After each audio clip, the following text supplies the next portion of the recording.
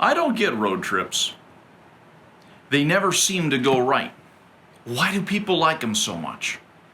Growing up, road trips never seemed to go according to plan. There was always engine problems, a flat tire, we'd get lost, or there'd be road construction. We never ended the journey on time and in schedule. And even in my adult life, my experience with road trips hasn't been great. I remember one particular road trip, some friends and I were headed down to Montana to visit another friend. It was supposed to be a 9.5-hour trip. A little more than 30 minutes into it, we blew an engine. Well, we arranged for a second vehicle. Of course, there was that delay. And then we managed to get lost. We took a shortcut through the mountains. Yeah, that didn't work out so well. That turned out to be a long cut. And our 9.5-hour journey turned into almost 18. We arrived in the wee hours of the morning, tired and exhausted. It was brutal. And I'm not the only one who's had a rough go of road trips.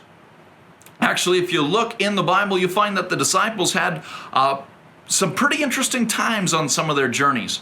Not so much on the road, but they had lots of journeys with Jesus in the boat on the Sea of Galilee, and many of them were, well, interesting. And so over the next few devotionals, I actually want to take a look at some of those stories from the boat. Today, I want to look at one of the very well-known ones, which is Jesus calming the storm. And we find that in Mark chapter 4, verses 35 through 41. It starts, "That day, when evening came, Jesus said to his disciples, 'Let us go over to the other side.' Leaving the crowd behind, they took him along just as he was in the boat. There were also other boats with him. A furious squall came up, and the waves broke over the boat so that it was nearly swamped. Jesus was in the stern, sleeping on a cushion.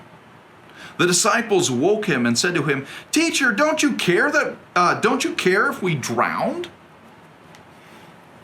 I find it fascinating that following Jesus doesn't mean life's going to go interesting. The disciples did everything right.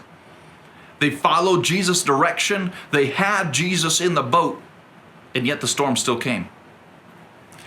And I think this is important for you and I to realize as Christians. Just because we're children of God, just because we're following Jesus with our lives, doesn't mean things are always going to go well. In fact, quite often the opposite. Jesus leads them right into a storm. It's not like he didn't know it. But they were with him, so they did the right thing. He was in the boat with them. Continuing on.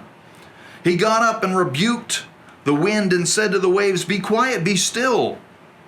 Then the wind died down and it was completely calm. He said to the disciples, 'Why are you so afraid? Do you still have no faith?'" While they do get rebuked, there is something that the disciples do right here. They go get Jesus. And when you and I run into problems, we should be doing the same thing. Jesus' rebuke to them isn't because they woke him up. He wasn't being a grump. Rather, it's because they were being afraid and they weren't exercising faith. And so when you and I go to God and we say, "God help, we're drowning here," it shouldn't be, "Don't you care?" It should be, "God, I know you care. God, I know you are able." And then the last verse, verse 41. They were terrified and asked each other, "Who is this? Even the wind and the waves obey him." As we follow God and go on adventures with him, even misadventures, it should lead to a greater understanding of who he is and an awe of him. And so we have these three things here that I think are really important. An understanding that following God doesn't mean that life's going to be easy. And then we need to be willing to call on him when life does go sideways, which it will.